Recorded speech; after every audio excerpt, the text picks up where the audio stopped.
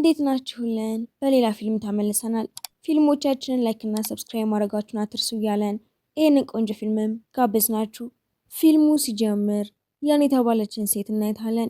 ድምፃዊ የመሆን ህልሟ አልሳካ ሲላት በስታር ኢንተርቴንመንት የሙዚቃ ድርጅት ውስጥ ለስራ ታመለክታለች። ድምፃዊ መሆን ካልቻልኩኝ ቢያንስ በሙዚቃ ድርጅት ውስጥ ሰራለሁ ብላ ታስባለች። በሚቀጥለው ቀን ለቃለ መጠይቅ ሄዳ ስትመለስ አንድ ሰራተኛ ሳጥን እንድታግዘው ይጠይቃታል። ሳጥኑን አብረው ስትሸከም በስተት በአንድ ዳንሰኛ ላይ ወድቆም ይጎዳል። ዳይሬክተሩን በሷ ላይ ሲጮህም የድርጅቱ ታዋቂ ድምፃዊ እጁ አስቆሞትም እንደዚህ ማውራት የለብህም። እሷም እጁን አይታው ታስታውሰኛለህ፣ አብረን በውድድር ላይ ተሳትፈናል ብትለውም እሱ ግን ማን እንደሆንሽ አላውቅም ብሏት ይሄዳል። በመንገድ ላይ የዋና ስራ አስፈጻሚው ሚስትም አግኝታት ኮምፒውተሯ ተበላሽቶ ስታይም ኮምፒውተር ማስተካከል አውቃለሁ ብላ ገብታ ስታስተካክልላት ባለቤቷን በንዴት ስትሰድቦት ትሰማለች። ሴትዮዋም ስታያት ደንግጣ ይቅርታ ኮምፒውተሩ ልሰራ ብቻ ነው የመጣሁት ያልሽውን ለማንም አልናገርም ብላ ሮጣ ትወጣለች። ወደ ቤቷ ተመልሳ ለጓደኛዋ ዛሬ እጁን አየሁት ስትላት ጓደኛዋ በደስታ ብትፈነጥዘም ያን ግን እኔ በሱ ላይ ምንም አይነት ፍላጎት የለኝም፣ ምን አይነት ሰው እንደሆነ እንኳን አላውቅም፣ ልጠይቀውም ችላ ብሎኛል። በሚቀጥለው ቀንም ከድርጅቱ ተመርጣ መጠራቷን ይነግራታል። ዳይሬክተሩም የመጀመሪያ ስራሽ ጁ በይቦ ላይ ስለ ድርጅቱ የማይረባ ነገር እንዳይናገር ማድረግ ነው፣ ድጋሚ ፖስት ካደረገ ከስራ ትባረሪያለሽ። እሷም ለጁ ዳይሬክተሩ በእነሱ ላይ ምንም አይነት ፖስት እንዳታደርግ ብሏል ብትለውም አዳምጦ ድጋሚ ፖስት ያደርገዋል። ዳይሬክተሩ ተናዶም አንድ ድል ሰጥሻለሁ፣ አሁን ድጋሚ ፖስት ያደርጋል፣ አስቁመሽ ይዘሽው ካልመጣሽ ትባረሪያለሽ። ጁ በድጋሚ ፖስት ሊያደርግ ሲልም አካውንቱ አልከፍት ይለዋል። ያን አካውንቱን ሀክ አድርጋው ፓስወርዱን ትቀይርበታለች። እሱም ነገሩን ሲያውቅም በስራ ሰበብም ወደ ቤቱ ጠራትና ፓስዋርዱን ተናገሪ ብሎ ሲጮባት ደንግጣ ፓስዋርዱን ነግራው ትሮጣለች። ከዛም በቢሮ ውስጥም ሰልፊ ስትነሳ የድርጅቱ ዋና ስራ አስፈጻሚ ሊና ከምትባል ሴት ጋር የነበረው ሚስጥራዊ ግንኙነትም ከጀርባዋ በፎቶ ላይ ይቀረጻል። ያን ሳታስተውልም ፖስት ታደርገው ውዝግብ ይነሳል። በሚቀጥለውም ጁ ሆቴል ላይ እያለ በጋዜጠኞች ተከቦ ወደ ክፍሉ ይመለሳል። በጭንቅላት ህመም ታሞ ሲያስመልሰውም ረዳት ውስጥ ገባ አንቺ ምን አይነት ረዳት ነሽ? በትክክለኛው ሰዓት ከኔ ጋር አትሆኝም ብሎ ሲጮህባት ደንግጣ በነጋታው ስራዋን ትለቃለች። ድርጅቱም ያንን አዲሷ ረዳቱ ያደርጋታል። የድሮ ረዳትም ላያን ጁ በጣም ስለሚጮህብኝ ነው ስራዬን የታውኩት ስትላት ፈርታ ወደ ጁ ቤት ሄድና እኔ ያንተ ረዳት መሆን አልፈልግም፣ ወደ ድርጅቱ ሄደ አዲሷን ረዳት አልፈለኳትም፣ በል ሌላ ረዳት ይመድቡልሃል። እሱ ግን አንቺን ረዳት ያድርግ የሚያዝ አልፈልግም ያለው ማን ነው? በመቀጠልም ዳይሬክተሩ ጠርቷትም ጂሩኤ የሚባለውን ድምፃዊ ለድርጅታችን እንዲዘፍን አሳምነሽ አምጪው። እሱም በጥሩ ሁኔታ የሚዘፍን ቢሆንም ሀብታም ስላልሆነ በባር ውስጥ ነበር የሚዘፍነው። ያን ቀደም ሲልም በውድድር ላይ ስታየው ተወደው ስለነበረ ልታሳምነው ትሞክራለች። እሱም በመጀመሪያ እኔ ጁን በፍጹም አልወደውም፣ ከእሱ ጋር መስራት አልፈልግም ፊልም ደጋግማ ስትለምነው ግን እሱም ጥቂት የወዳ ስለነበረ ይስማማል። በሚቀጥለው ቀንም ጂሩኤ ወደ ድርጅቱ መጥቶ ወደ ሙዚቃው ክፍል ይገባል። ነገር ግን የዘፈኑን ግጥም ሳይወም እነዚህን ግጥሞችን እኔ የጻፍኳቸው ክሬዲቱ ግን ለጁ ተሰጥቶታል ብሎ ተናዶ ይወጣል። ያንም ተከትለው አውቃ ወደ ጁ ክፍል በንዴት ትሄድና አንተ ቁጥር አንድ ኮፒ አድራጊ ነህ፣ የሰዎችን ዘፈን ኮፒ ያድረግ ስምን ታስተዋውቃለህ ብላ ትጮህበታለች። እሱ ግን ስለ ነገሩ ምንም የሚያውቀው ነገር አልነበረም። ጂሩኤ ወደሚዘፍንበት ባር ሄድና ጋዜጠኞችን ጠርቶ ከጎኑ ተቀምጦ አንተ ቁጥር አንድ ኮፒ አድራጊ ነህ ይለውና እሱም የድርጅቱ ሰዎች ናቸው ያስገደዱኝ፣ እኔ ኮፒ አላደረኩም። ጋዜጠኞች ደርሰውም የካሜራ ፍላሽ ሲበራ ተናዶ ከጂሩኤ ጓደኛ ጋር ጸብ ይነሳል። ሰውየውን በጠርሙስ ሊመታው ሲለም ያን በመሃል ገብታ እጇን ትጎዳለች። ፖሊስ ጣቢያ ደርሰው ሲወጡም ህይወቱ እንዳደነችው ተረድቶ ይቅርታ እህቱ ፎንግን መታ ከእሱ ጋር መኪና ውስጥ ገባ። ጋዜጠኞች ፍቅረኛው ትመስላቸዋለች።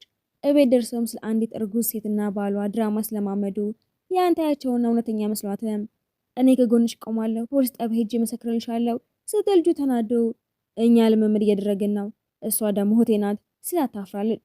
ዳይሬክተሩም ጁርኤን አግኝቶትም ዘፈንህን እንጠቀምበት፣ ነገር ግን የድርጅቱ ስም እየጠፋ ስለሆነ ጁን ይቅርታ መጠየቅ አለብህ፣ በምላሹ ገንዘብ እንከፍልሃለን። በሌላ በኩል ደግሞ ያን የጁን እቃዎችን ስታሽግ ፒያኖ ውስጥ ተነካካው ጮህባታል።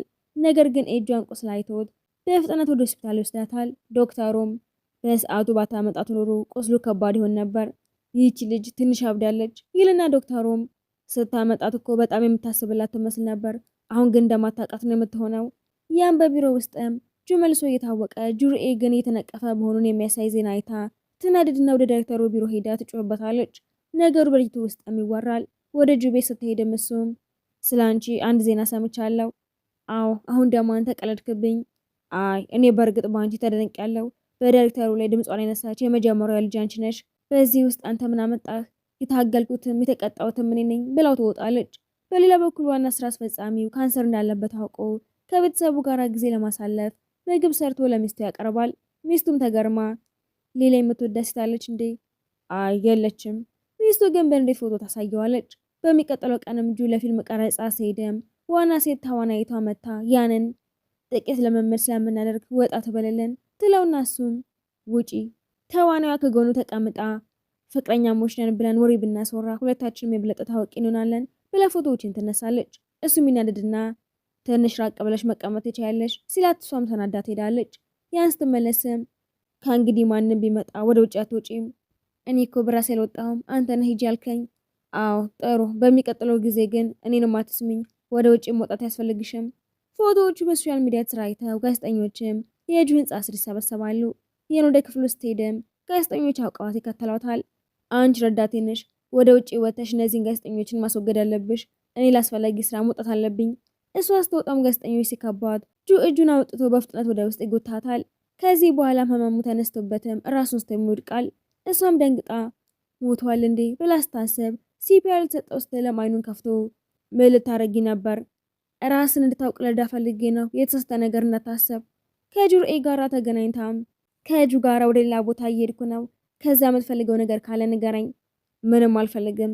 በሚሄዱበት መንገድ ላይ ፎቶግራፈሩ ፎቶ ሲያነሳ እሷን ትንሽ ወደ ጎን አድርጓት ፎቶ ላይ አታምርም ሲል ወደ ልብስ ሱቅ ወስዶም የአለባበስ ስታይልሽ ጥሩ ስላልሆነ እኔ ልብስ መርጥልሻለሁ። በዚህ ምክንያት ይመከራከራሉ። ልብስ መርጦም ይህንን ላከተሽ ሳጊኝ ልብስ ልትቀይር ስትሄድም ያን ያህል መጥፎ አይደለም ልብስ እየገዛልኝ ነው ብላ ታስባለች። ነገር ግን ክፍያ ላይ ሲደርሱም ያያታል። እሷም ስታየው እነዚህ ልብሶች ያንቺ ናቸው፣ ስለዚህ አንቺ ነሽ የምትከፍይባቸው ስላ ትናደድበታለች።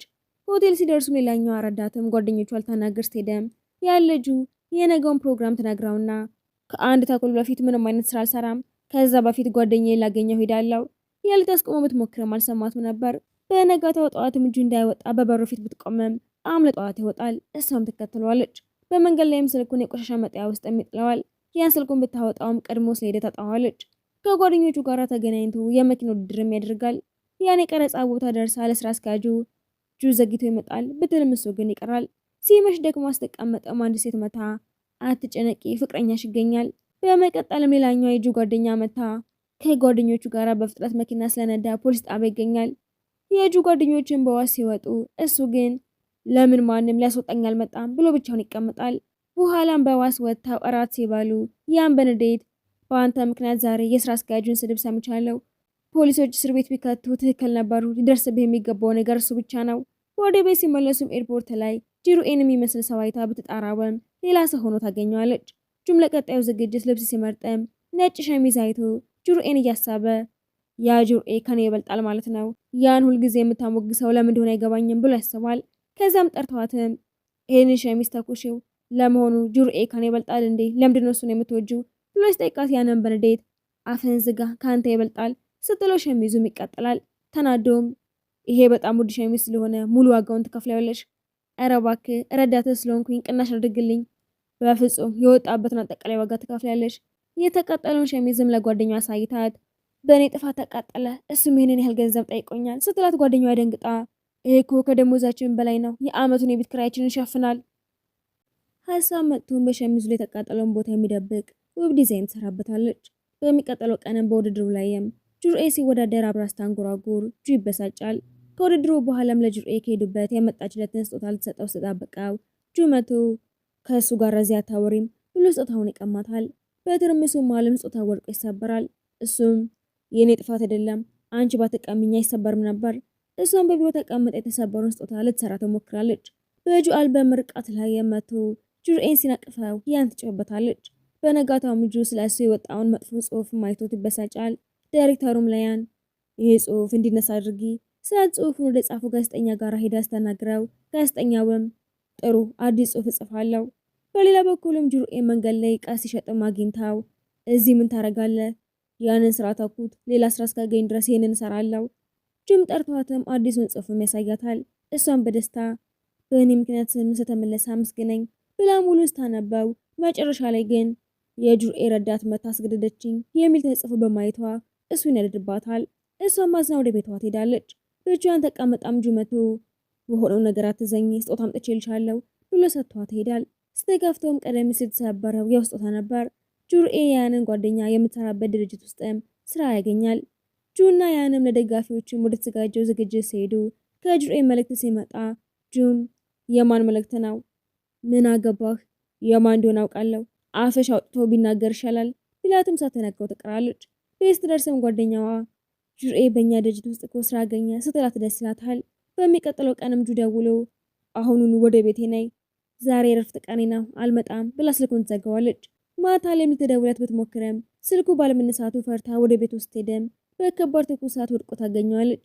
ደንግጣም ምነካው ስትልም ትኩሳቱ ብቻ ነው የያዘኝ፣ የፓንዳ ልብሴን አምጪልኝ። ልብሱን ሲለብስም አጋጣሚ ተጠቅማ ተኝቶ ያለ ብዙ ፎቶዎችን ታነሳዋለች። ሲነቃም የሞቀ ውሃ ብትሰጣወም እሱ ግን እምቢ ይላታል። እሷም እየሳቀች በፓንዳ ልብስ ብቻ ትድናለህ እንዴ? በልጅነት ትኩሳት ሲይዘኝ እናት ይሄን ስለምታለብሰኝ ይሻለኛል። ጠዋት ላይም ደህና ሆኖ ሲነቃ ያን ተኝታ ያያታል።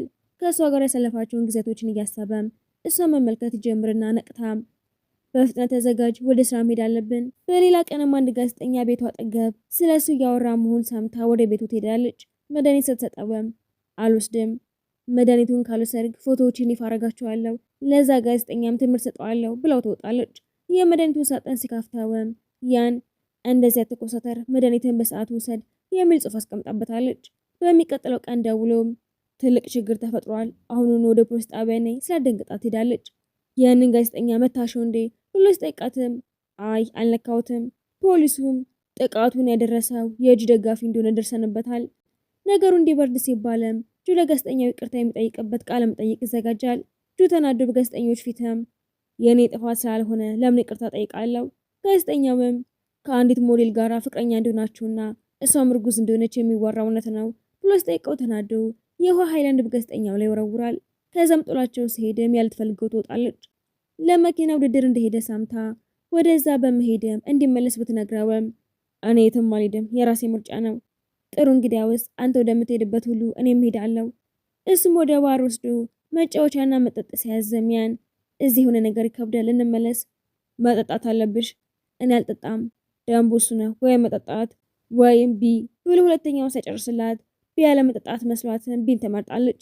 እሱም እየሳቀ ምንም አታውቂም፣ ቢ ማለት ቢል ማለት ነው፣ የታዘዘውን ሁሉ አንቺ ነሽ የምትከፍሊው። ከዛ ወደ ቤት ወስዳው ሊያመልጥ ሲልም እንድታውቅም እግሩን በእጆቿ ስር ታስረዋለች። ነገር ግን አምልጦ ቀደም ሲል በሳት ወደ ተቃጠለው የድሮ ቤቱ በመሄድም እስኬች እያሳመረ እናቱን ያስባል። ይህን ወደ ቤቷ ተመልሳም ደጋፊዎች እየጠበቁ ነው፣ በፍጥነት ተመለስ እያች ድምጽ ብትልክለትም እሱ ግን አይመልስላትም ነበር። ያንና ጓደኛው የምግብና የቤት ክራይ ገንዘብ አልቆባቸው የአካሪዋን ድምጽ ሲሳሙ እንደሌሉ መስለው በጸጥታም ይቀመጣሉ። ያን ጓደኛ ደውላም ጁርኤ እግሩን ተጎድቶ ያለ ኮንሰርት እያቀረበ ነው ስትላት በፍጥነት ወደ ኮንሰርቱ ጋር ሄዳ እግሩ ላይ መድኃኒት ታደርግለታለች። የዳንስ ትርኢት ሊያሳይ ሲልም ብታስቆመውም ይሄ ስራዬ ነው። ጁ ወደ ቤቱ ተመልሶ ያ መብራቶቹን አጥፍታ መጠቀም ካስፈለገህ ደውልልኝ፣ ኤሌክትሪክ ለመቆጠብ ያህል ያጠፋሁት የሚል ማስታወሻ ለጥፋ ያገኛል። ሊደውላት ቢሞክርም እሷ ኮንሰርት ላይ ስለነበረች ሳትመልስለት ትቀራለች። በኋላ መልሳ ብትደውለትም የእጁ ስልክ ግን አይነሳም ነበር። እሷም በጣም ደክሞኛል፣ ነገ እንነጋግራለን ብላ ትልክለታለች። እሱም ጭንብል አድርጎ መንገድ ላይ ሲራመድ ሰዎች የእሱን ፖስተር ሲያወርዱ ታይቶ ታዋቂነቱ እየቀነሰ መሆኑን ይረዳል። ያንም ከጁርኤ ጋር ተገናኝታ ወደ ድርጅታችን ትቀላቅላለህ ብትለው ምን ቢላታል። አጠገባቸው ያለ ልጅም ለፍቅረኛው ጥያቄ ሲያቀርበም በልቧ ያለውን ለጁርኤ ልትነግረው ስትለም ከጁ ግን የስልክ ጥሪ ይደርሳታል። ሆቴል በልቼ ቦርሳዬን ስለረሳሁትኝ ገንዘብ ይዘሽልኝ ነይ። ገንዘብ ይዛለት ሄዳ ሲከራከሩ ከጁርኤም ደህና ነሽ የሚል መልእክት ይላክላትና ስልኳን ቀምቶ አንተን አይገባህም ብሎ ይመልስለታል። ጁርኤም አዝኖ እሷን በእጅ ላይ ትናደድበታለች። በነጋታውም ትናንትና መልእክቱን የላኩትን አይደለሁም ብላ ትጽፍለታለች።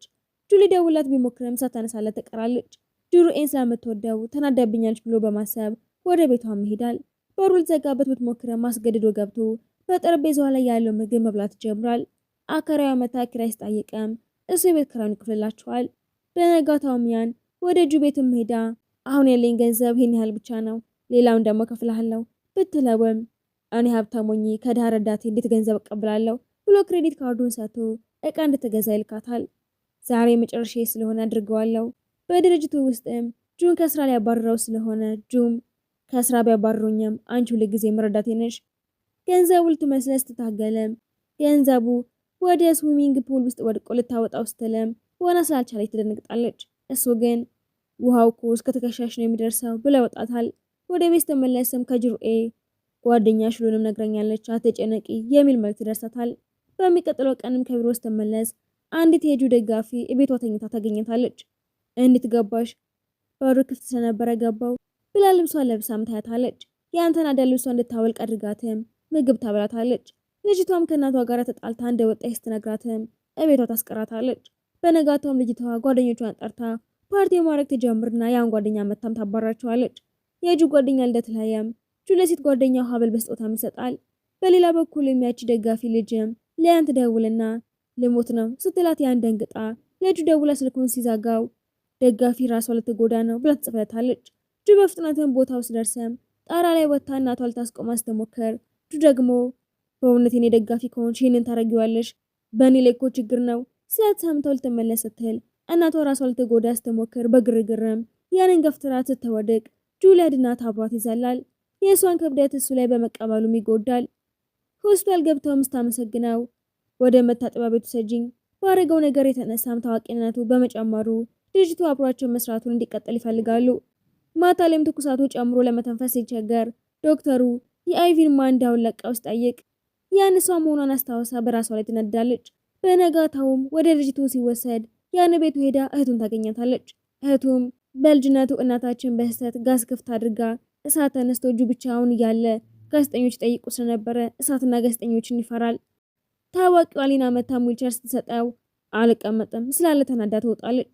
ያንም አሳምናው እንዲቀመጥ ታረገዋለች። ሊና ተገርማ ያንን የጁ ማናጀር ታረጋታለች። ዶክተሩ መርፌ ሲወጋውም እጇን በኃይል ይዞ ሲጮህ እሷም አብራው ትጮኻለች። በሚቀጥለው ቀንም ያን ማናጀር ስለሆነች ጓደኛዋ ሜካፕ አርጋላት ወደ ጁርኤ ስትሄድም ጁርኤ እውነተኛ ማናጀር መስለሻል? ጁ ደህና ሆኖ ፕላስተሩን ሲያወልቀውም ያንን እቤቴ ነጻ ተቀመጪ ብላትም እምቢ ትለዋለች። ጁርኤም ልጅቱን ተቀላቅሎ እስካርፍ በስጦታም ይሰጣታል። ጁ ወደ ቤት ሲሄድም ያን ስለ አለባበሱ ስትነግረው ሰምቶ ልብሱን ይቀይራል። ቢሮ ገብቶም ከሰዎች ጋር በጥሩ ሁኔታ ሲያወራ ሁሉም ይደነቃሉ። አንድ ቀን ሜካፕ ስታደርግም ጁ እኔ ያደርግልሻለሁ ብሎ በጥሩ ሁኔታ ያደርግላታል። ጁ የሚሰጣትን ስካርፍ በቦርሳው ስትፈልገው ጁ ግን ውጭ ወድቆ አግኝቼው አሮጌ ጨርቅ መስሎኝ ጫማዬን ጠረኩበት። ስካርፉን ቆሻሻ መጣያ ውስጥ ጥሎት የቆሻሻ መኪናው ይዞ ይሄዳል። እሷም ተናዳ ብትፈልገውም ሳታገኘው ትቀራለች። ማታ ላይም የሷን ፎቶዎችን እያየ ሲስቅም ሳልይዘውና ተናዳ እየረገመችኝ እንዳይሆን ብቻ ብሎ ያስባል። በሚቀጥለው ቀንም ድርጅቱ ውስጥም ጅሩ ኤልያንም አንድ አስፈላጊ ነገር ልነግርሽ እፈልጋለሁ ስላት ዋና ስራ አስፈጻሚው ሰምቶ ጅሩኤን ይጠራዋል። ፍቅረኛ መያዝም ሆነ ማግባት እንደማይችል የሚገልጸውን የውል ስምምነት የሚያሳየዋል። እሱም ደንግጦ ደንቡን ከተላለፈ ከስራ እንደሚባረር ይረዳል።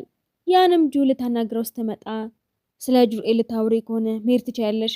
በነጋታውም ጓደኛዋ የጁርኤ ረዳት ሆና በዛው ድርጅት ውስጥም መስራት በመጀመሪያው ያን ደስ ይላታል።